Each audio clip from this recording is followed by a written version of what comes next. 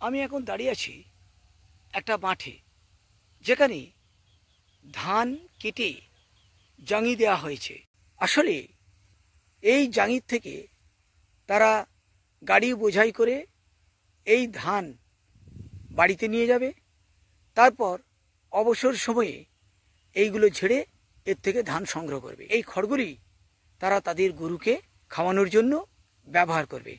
এই জমিতে এই রকম কতগুলো জাঙি দেওয়া আছে। এক একটা জাঙিতে প্রায় 8 থেকে 10 পণ ধানের আটি রাখা থাকে। এটা হলো ধান সংগ্রহ করার চাষিদের প্রাচীন পদ্ধতি। আজকালকার দিনে এই পদ্ধতি আর দেখা যায় না। এখন হারভেস্টার মেশিন নিয়ে ধান কাটা ও ঝাড়া হয়। ভিডিওটা ভালো লাগলে অবশ্যই লাইক ও শেয়ার করো, আর এই ধরনের ভিডিও পাওয়ার জন্য চ্যানেলটিকে সাবস্ক্রাইব করো।